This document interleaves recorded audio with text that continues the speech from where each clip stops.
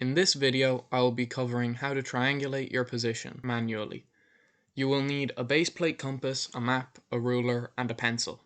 The first thing we need to know how to do is take a bearing. For this, we will need a compass. Our first step is pointing the direction of travel arrow at what we want to find a bearing of. Next, we wait for the needle to settle and point north. We then rotate the dial such that the big red arrow at the bottom points in the same direction as our red north needle. Next, we look at the index pointer, which will now be pointing at a number, for example 300. That is our bearing. Now, to triangulate our position, we need to find at least 2 bearings, ideally 3, and they have to be of obvious points, like road intersections or mountain peaks, which we can easily find on a map.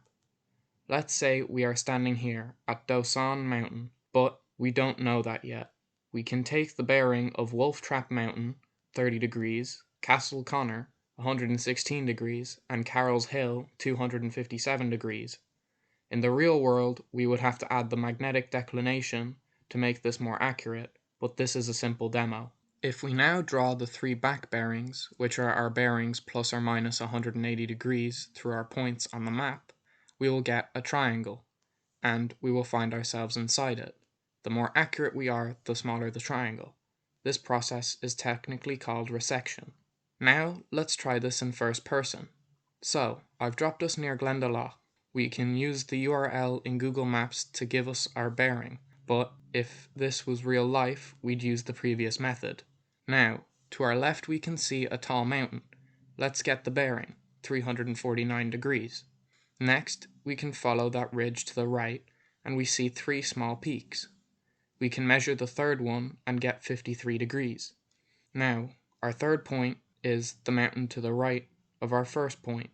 Ideally, our points would be more spaced out, but we can't see anything behind us. Our bearing is 5 degrees. Now, with all our lines, we get that we are roughly in this triangle. Now, if I show you our actual location, we are about 200 meters or so off.